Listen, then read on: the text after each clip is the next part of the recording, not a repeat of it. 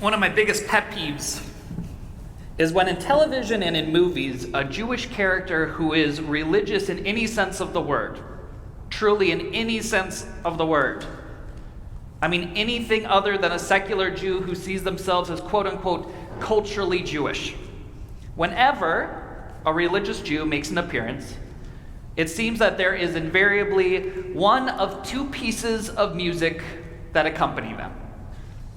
The first, if they're Ashkenazi or religious in the stereotypical American Jewish sense, they come on screen and suddenly the background music becomes and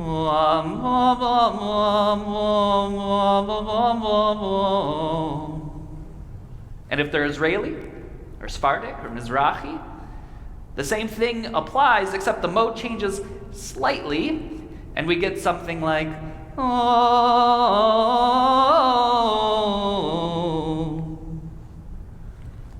And that's really it. That's it.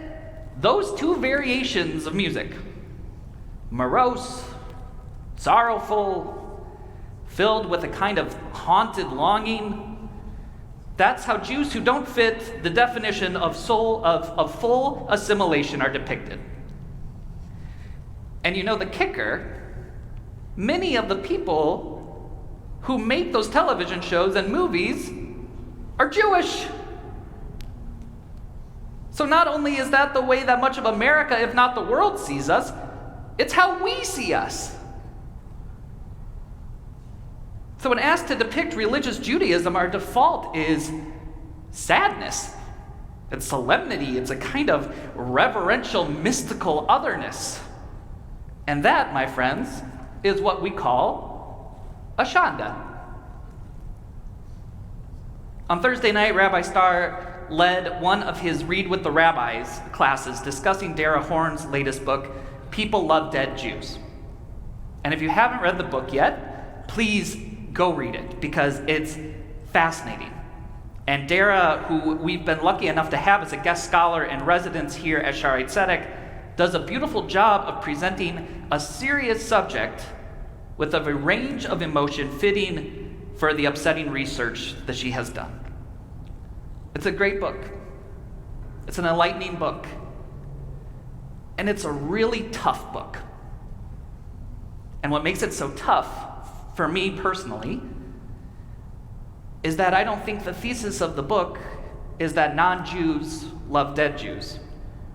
I think it's that even Jews love dead Jews. Now, of course, love isn't the right word here. We don't love the tragedies of our past.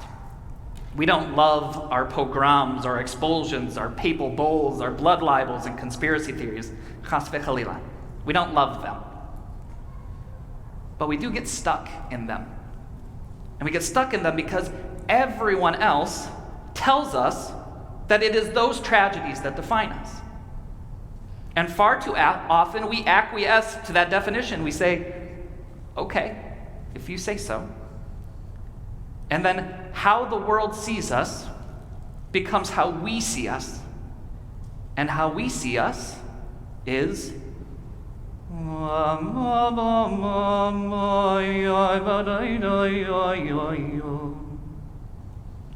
and that is the shanda.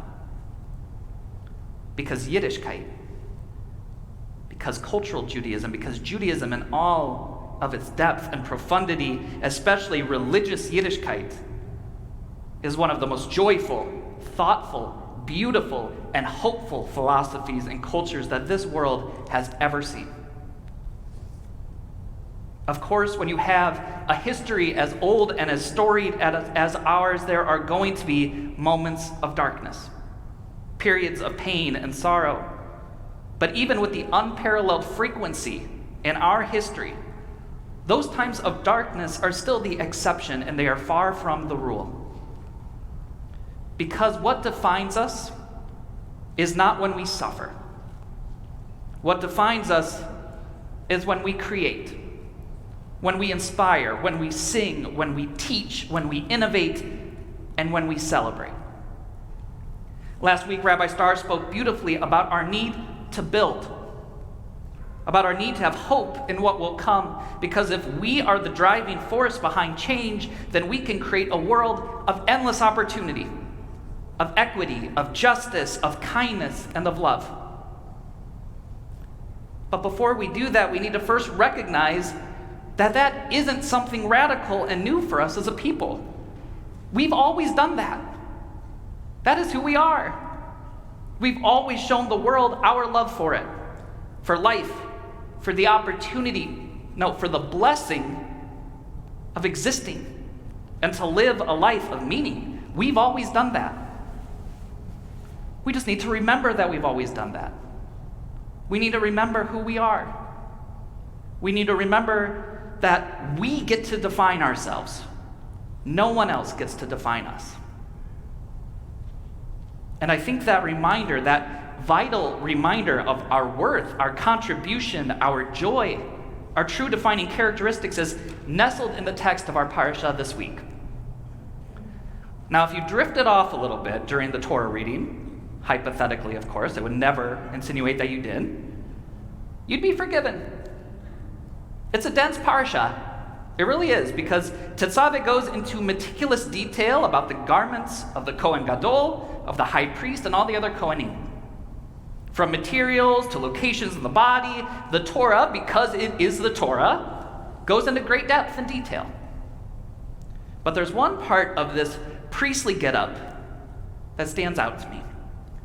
We read in Shemot 28:33 in reference to the robe that the priests are to wear, Ve'asita al shulav rimonei techelet ve'argaman ve'tola'at shnei al shulav saviv ufa'amnei zahav betocham saviv. On its hem, the hem of this robe is to be made pomegranates of blue, purple, and crimson yarns all around the hem, with bells of gold between them all around. Dangling from the hem of the priestly robes are colorful pomegranates and bells. Now, at first glance, this seems like an episode of Project Runway. And to be fair, that robe and all its iterations throughout Jewish history was probably indescribably beautiful. But more important than its physical beauty is the fact that it was made to create noise. It was made to create noise. The bells along the hem of the robe of the Kohanim are meant to jingle with every movement that the priest makes. And once we take a look at what the Kohanim are actually doing as part of the sacrificial system, it should become very obvious that they're making a lot of noise. In ancient Israel, when there were sacrifices with these rimonim and with these bells, it was loud. And that's the point. That's the whole point. Because the service of the Kohanim is the service of God. And the service of God is the expression of life within this covenant of ours. And it's about making noise. And not just any noise. Kol sason v'kol simcha, kol rina. The ringing of bells, the singing of songs, of cheering, of laughing, and of celebrating.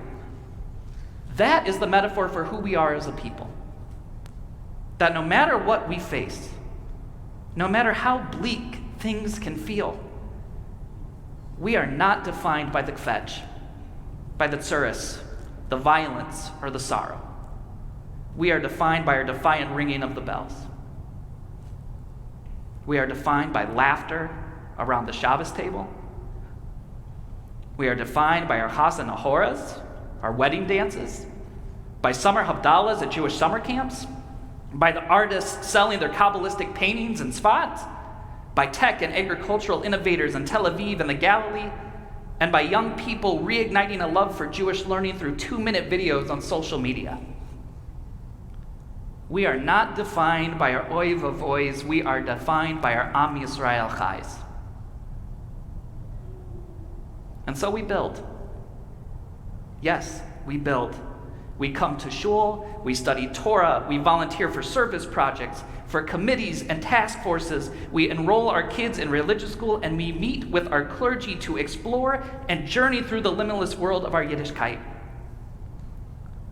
But we have to do so knowing that the central current pulsing throughout it all is not expulsion, persecution, or guilt. It's joy. It is joy. It's fun. It's the enthusiastic ringing of the bells.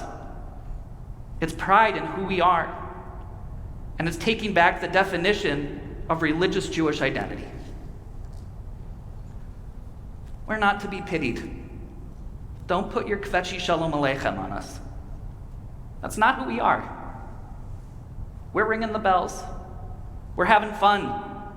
And we're living our lives not mired in the tragedy of what was, but in the unwavering hope of what can be and should be.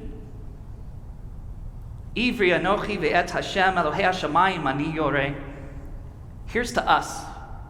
Here's to defining us. And here's to the day when a religious Jew comes on screen and the subtitles read, "Joyful upbeat music begins to play." We have a ways to go. I know that. We have a ways to go within our family and without. But we're up to the challenge. We've done it before. And you better believe that we'll do it with bells on. Shabbat shalom.